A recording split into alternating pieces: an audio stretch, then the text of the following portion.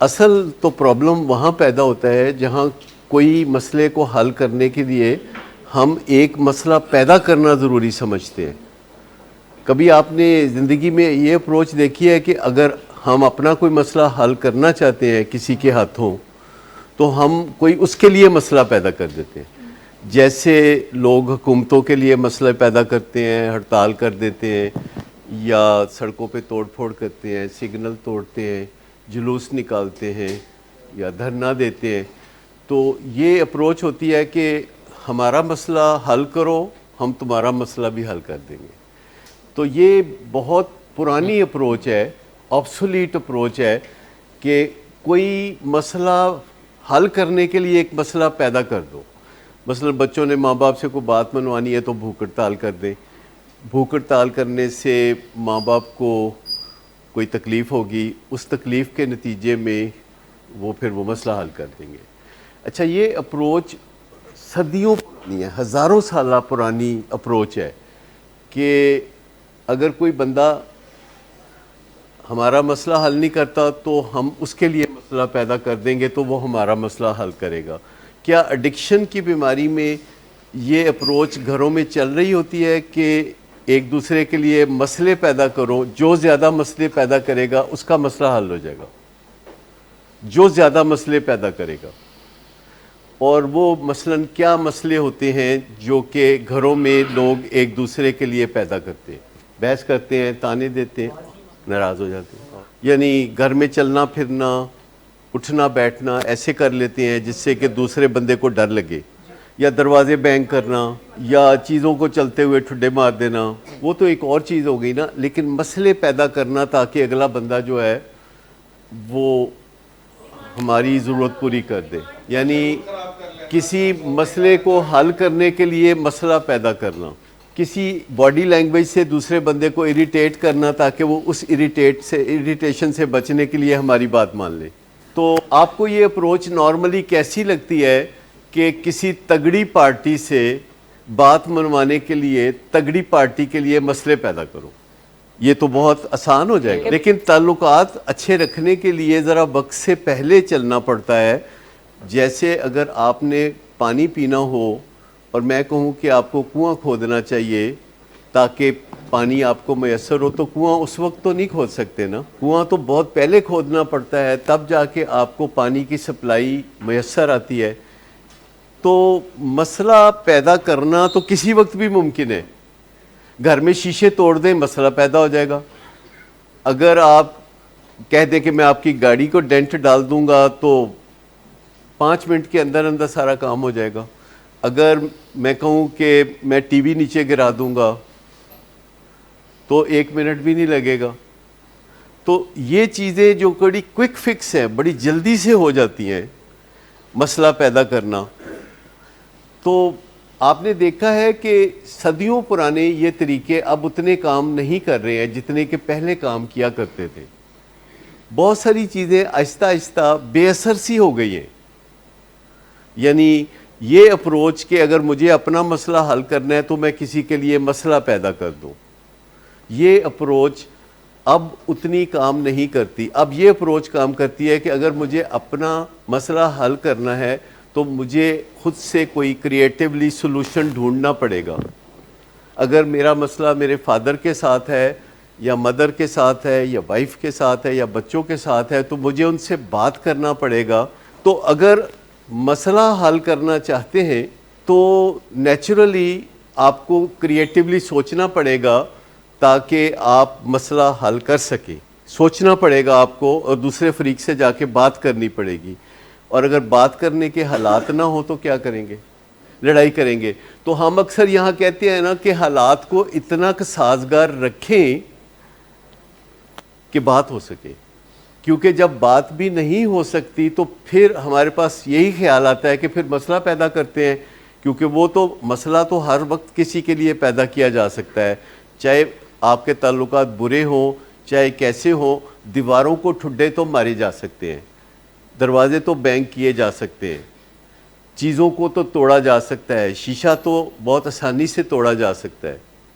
لیکن یہ جو میں کہہ رہا ہوں کہ حالات کو سازگار رکھیں کہ آپ اپنے گھر والوں سے اس مسئلے پہ جب چاہیں آگے کھڑے ہو کے بات کر سکیں، اور جب آپ بات کریں تو یا تو مسئلہ تھوڑا سا حل ہو یا وہیں کا وہیں کھڑا رہے مسئلہ، کم از کم بہت زیادہ خراب نہ ہو، کم از کم سٹیٹس کو کے ساتھ اپنی بات چیت مکمل کر کے آپ سیفلی اپنی پوزیشنوں پہ واپس آ سکیں۔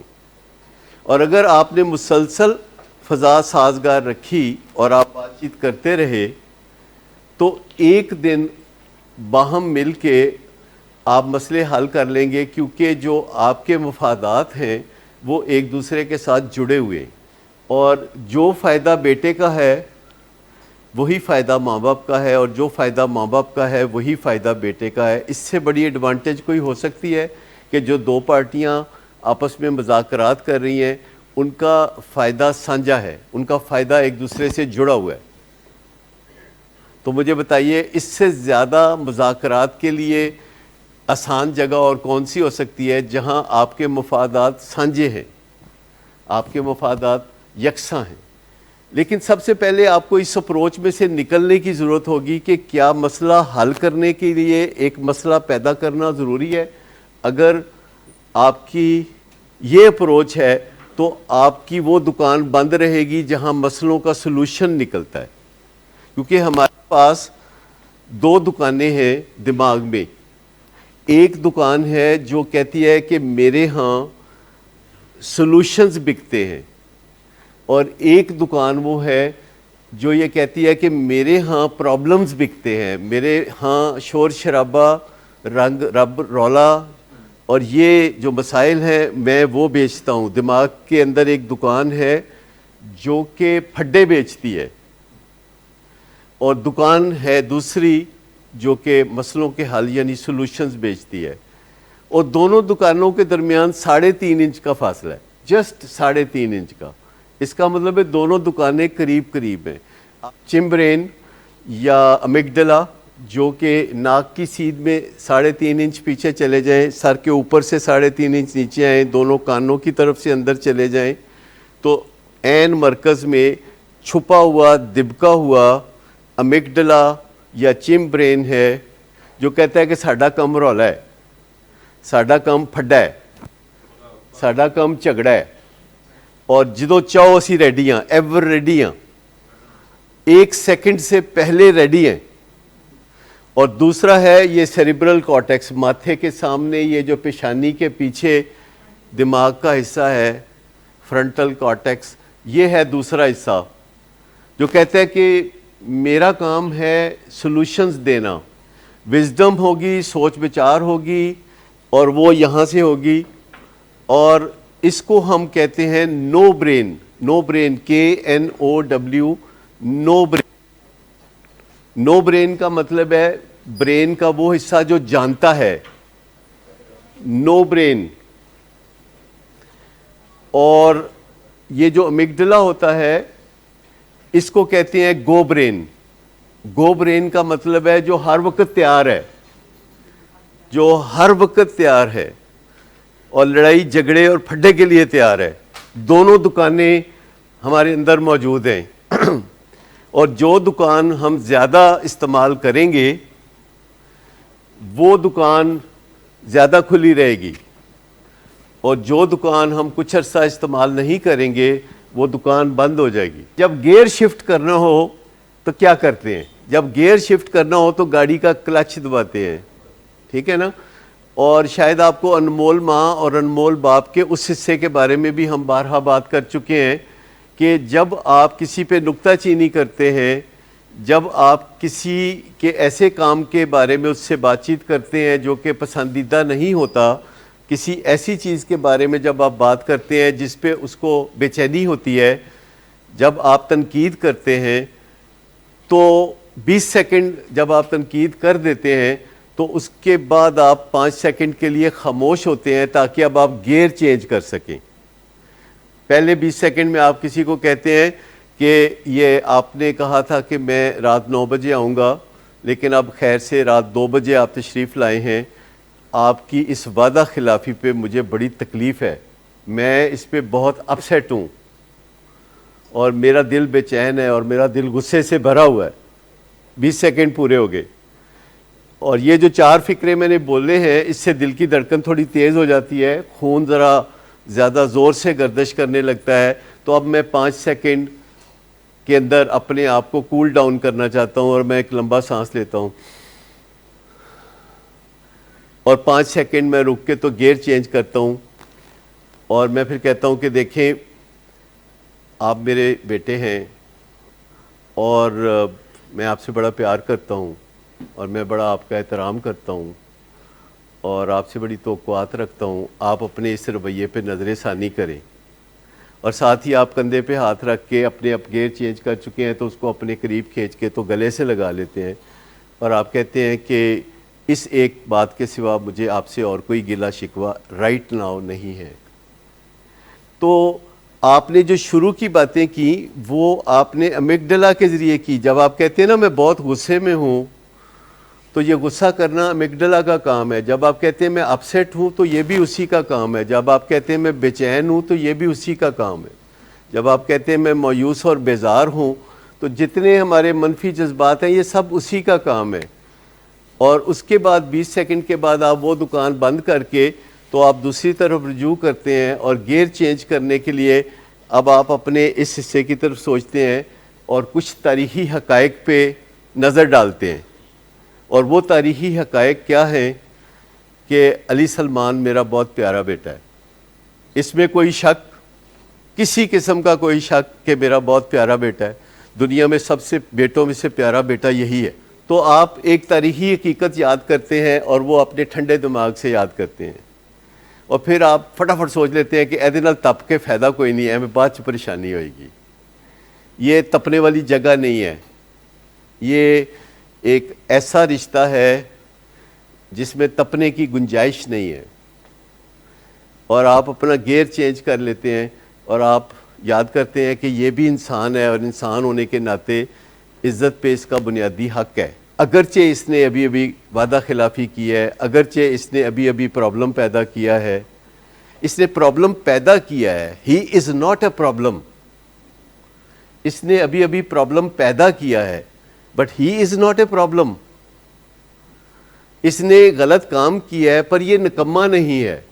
اب آپ سمجھ گئے کہ یہ جو ایک لیبلنگ ہے اس میں سے بیہیویئر کو الگ کرنا کہ اس نے وعدہ خلافی کی ہے, یہ جھوٹا نہیں ہے, اس نے جھوٹ بولا ہے, تو اس سے بڑی حقیقتیں بدل جاتی ہیں. اور جب آپ گیئر چینج کر کے دماغ کے دوسرے حصے کی طرف آتے ہیں تو وہ آپ کو حقائق بتاتا ہے کہ فیکٹ رمینز کہ ابھی بھی اس بچے کو میں کسی قیمت پہ کسی کے ہاتھوں بیچ نہیں سکتی, یہ انمول ہے. تو پھر آپ انکلائنڈ ہو جائیں گے 20 سیکنڈ میں یہ بات کرتے کرتے کہ آپ نظر ثانی کریں یہ رویہ جو ہے میرے لیے تکلیف کا باعث ہے. however اس کے علاوہ کوئی مسئلہ نہیں, آپ میرے بہت پیارے بیٹے ہیں, میں آپ سے بہت احترام کا رشتہ برقرار رکھنا چاہتی ہوں, آپ آج بھی میرا اثاثہ ہیں, آج بھی آپ کے بغیر میں ادھورا ہوں, میں آپ کو اپنائے رکھنا چاہتا ہوں. کیونکہ یہ سب سے بڑا ڈر ہوتا ہے جب بھی کوئی ہم پہ تنقید کرتا ہے, جب بھی کوئی ہمارے نقص گنواتا ہے تو اگلا ڈر ہمیں ہوتا ہے کہ اب یہ مجھے چھوڑ دے گا. کیونکہ ساری دنیا جانتی ہے کہ جن چیزوں کو ہم ناقص قرار دیتے ہیں ہمارا اگلا سٹیپ ان کے بارے میں کیا ہوتا ہے کہ ان سے ہم, تو یہ جو انسانوں کو ایک انسیکیورٹی ہے کہ مجھے چھوڑ دیا جائے گا, مجھے ابینڈن کر دیا جائے گا, یہ تنقید سے شروع ہوتا ہے. اور اگر تنقید نہ بھی کرے, تھوڑی دیر چپ کر کے منہ بنا کے بیٹھے رہے تو یہ تب بھی شروع ہو جاتا ہے.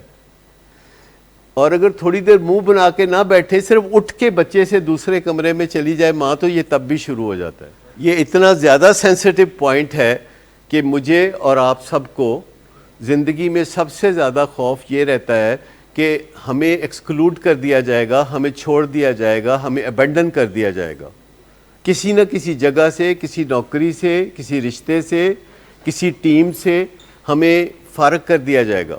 یہ جو بات چیت ہے اس کو اگر مد نظر رکھیں تو ہمارے دماغ کے 2 حصے ہیں.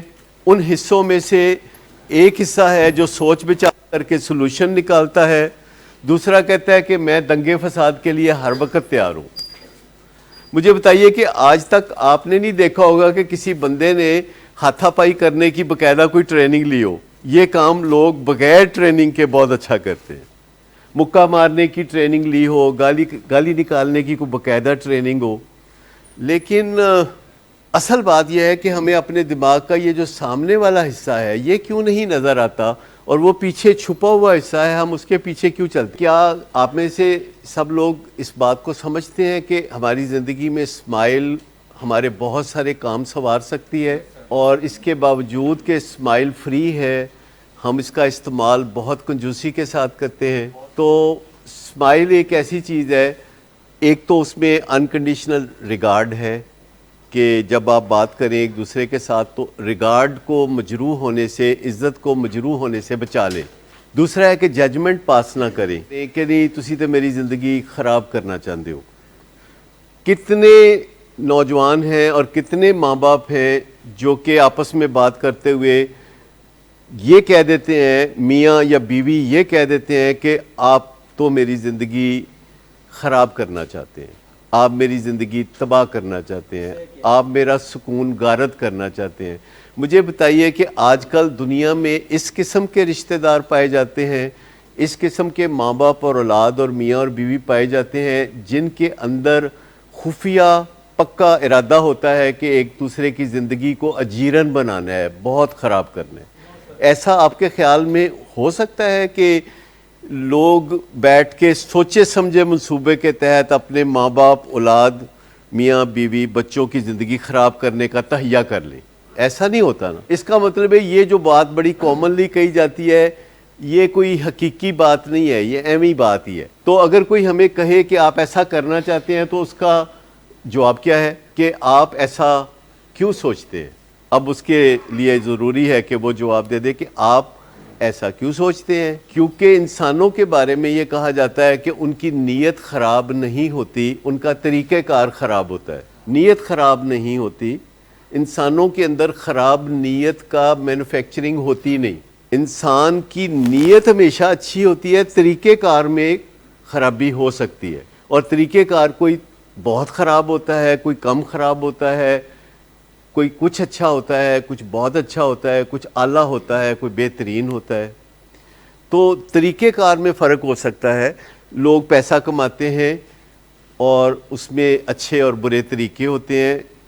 لوگ چوری ڈکیتی کرتے ہیں، اس میں بھی نیت پیسہ بنانا ہوتا ہے، لیکن نیت جو ہے کہ پیسہ کمانا ہے اس میں تو کوئی خرابی نہیں ہوتی۔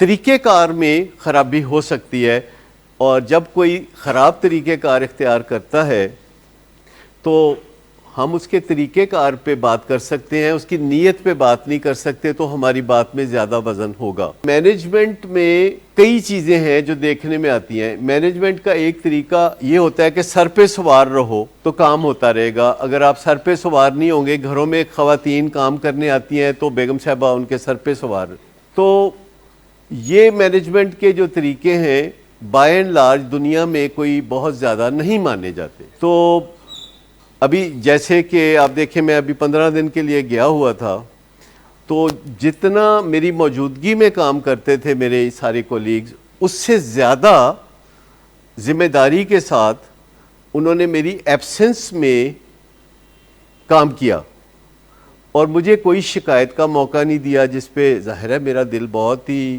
خوش ہے، اور میرا دل ان کے لیے بھی تعریف سے بھرا ہوا ہے۔ اور مجھے جانے سے پہلے ان میں سے کئیوں نے اشور کیا کہ جب آپ جائیں گے تو آپ نے فکر نہیں کرنا، ہم آپ کے پیچھے 20% ایکسٹرا کام کریں گے، 20% آپ کے حصے کا بھی کام ہم کریں گے، آپ کی ایبسنس کو محسوس نہیں ہونے دیں گے۔ اور جو لوگ بھی دکھ اٹھانا نہیں چاہتے انہیں اپنے اندر تبدیلی لانے کی کوشش کرنی ہوتی ہے۔ اور آپ کو پتہ ہے ایک بڑی شاندار کتاب ہے جس کا نام ہے 5 AM کلب، اور یہ ان سی ای اوز کے بارے میں ہے، دنیا کے جو کامیاب ترین سی ای اوز ہیں، جو کہ سویرے 5 بجے سو کے اٹھتے ہیں، اور اس سے ان کو ایڈوانٹیج ملتی ہے، اور وہ ترقی کی منزلیں دوسروں کی نسبت زیادہ تیزی سے طے کرتے ہیں۔ آپ کو دقت نہیں رہتی کہ کب سونے میں سے جاگ کے آپ کام کریں گے اور کب آپ فارغ ہوں تو جب چاہیں آپ سو جائیں، جب چاہیں آپ جاگیں، یہ آپ کو ایڈوانٹیج رہتی ہے۔ آپ کو پتہ ہے کہ جو ہمارے پیشنٹس کے صبح کی دوائیاں لکھنے کا ٹائم ہے وہ 8:15 سے 8:30 ہے، تو وہ وہاں بھی وہی تھا 8:15 پاکستانی ٹائم، جبکہ وہاں رات کو 3:15 بجے، اور مجھے کوئی مشکل پیش نہیں آتی تھی کیونکہ میں 7:30 وہاں سو جاتا تھا۔ وہاں ماحول ہی ایسا تھا کہ 9 بجے تو سارا ٹاؤن سو جاتا تھا، تو جس علاقے میں 9 بجے سارا شہر سو جائے، اگر آپ کوئی گھنٹہ 1.5 گھنٹہ پہلے سونا چاہیں تو میں تو 7:30 بجے سو جاتا تھا۔ پھر 3:15 بجے کال آتی تھی لاہور سے، 3:30 بجے کراچی سے، اور 3:45 بجے، یعنی پاکستانی ٹائم فرق ہوتا ہے۔ تو ہر دفعہ جب میں جاگتا تھا اس کے بعد میں ہر دفعہ پھر سو جاتا تھا، اور اس کے بعد باقی کام بھی جو یہاں کے ہیں ان کو نہیں ڈسٹرب کیا کہ آپ مجھے 12 بجے دوائیاں پوچھا کریں، میرے ایک کے لیے پیشنٹس کی دوائیوں کو 4 گھنٹے لیٹ کر دیں، تو ایسا نہیں کیا۔ ایک ڈیفرنٹ ٹائم زون میں تھا لیکن میں نے کوئی فرق نہیں آنے دیا، جو سیشن ہے وہ سیشن بھی کر لیے، سب کچھ کر لیے، اور کوئی طبیعت پہ بوجھ بھی نہیں پڑا۔ اگر آپ اپنی مرضی کے اوپر عبور حاصل کرنا چاہتے ہیں تو اس سے زیادہ مزے کا کام آپ کی زندگی میں ہو نہیں سکتا۔ اگر آپ چاہتے ہیں کہ آپ کی مرضی آپ کے اوپر چلے، اس سے زیادہ کانکرنگ دی سیلف دنیا کا سب سے مشکل کام ہے، کہ اگر آپ کی مرضی آپ کے اوپر ہی نہیں چلتی، اس سے بڑی کوئی بے بسی ہو سکتی ہے؟ چاہے آپ بادشاہ ہوں، چاہے آپ پہلوان ہوں، اگر آپ کی مرضی آپ کے اوپر نہیں چلتی تو آپ کاہے کے بادشاہ ہیں؟ آپ کب کے کاہے کے پہلوان ہیں؟ اگر آپ کی مرضی آپ ہی پہ نہیں چلتی، اور اگر آپ کی مرضی آپ پہ نہیں چلتی تو پھر آپ یہ شکوہ کیسے کر سکتے ہیں کہ آپ کی مرضی دوسروں پہ نہیں چلتی؟ It all starts with the self.